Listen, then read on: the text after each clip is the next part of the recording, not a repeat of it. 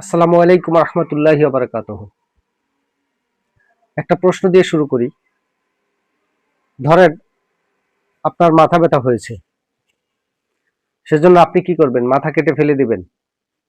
আপনার হাতে ফোড়া হয়েছে বা পায়ে ফোড়া হয়েছে, আপনি কি হাত বা পা কেটে ফেলে দিবেন? কেন প্রশ্ন করছি? তার জন্য আমি আপনাদেরকে একটা ছোট ভিডিও দেখাতে চাই।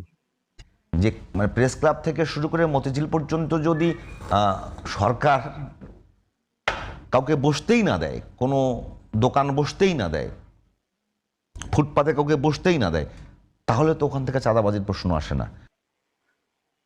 তাহলে এইটা কি কোনো সমাধানের রাস্তা হলো?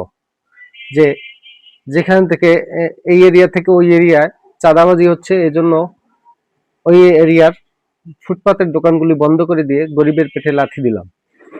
এটা সমাধান হতে পারলো? এটা সমাধান হতে পারে? কোন ধরনের সমাধান? তাহলে এরা আমাদের দেশকে আগামী দিনে কি দিবে? এই প্রশ্ন অবশ্যই করার সময় এসেছে এবং ভাবারও সময় এসেছে। এটা অবশ্যই দালালির সর্বনিম্ন পর্যায়ে চলে গিয়েছে এসব সঞ্চালকরা, যারা বিভিন্ন টকশোর উপস্থাপনা করছে।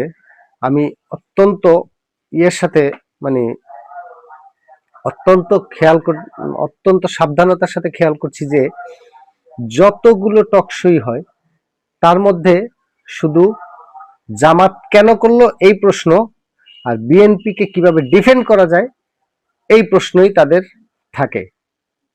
তারা এখানে এজেন্ডা নিয়ে বসেছে কিভাবে এই দেশটাকে আবার ধ্বংসের দিকে ঠেলে দেয়া যায়।